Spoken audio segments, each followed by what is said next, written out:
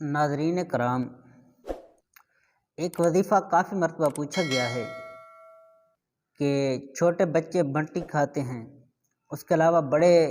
بچے بھی ہوتے ہیں، عورتیں بھی ہوتی ہیں،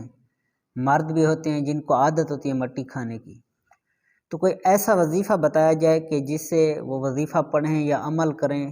بچے چھوٹے مٹی کھانا چھوڑ دیں، اگر بڑوں کو عادت ہے تو وہ بھی دور ہو جائے۔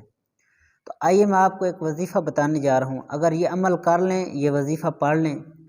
انشاءاللہ تعالی یہ مٹی کھانے والی عادت جو ہے بچے ہوں یا بڑے ہوں ان کی ختم ہو جائے گی۔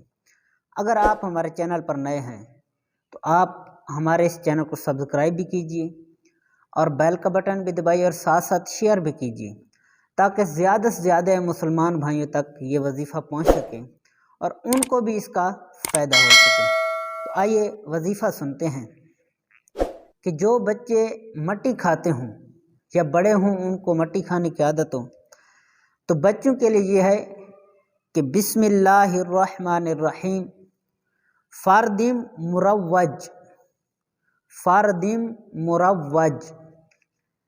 3 مرتبہ پڑھ کر دودھ کے اوپر دم کر کے 11 روز تک روزانہ یہ عمل کرنا ہے، یعنی جس وقت بھی بچے کو دودھ پلانا ہے تو اس کے اوپر یہ 3 مرتبہ پڑھ کر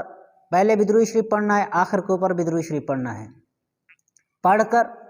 اس پر دم کر کے بچے کو دے دیں۔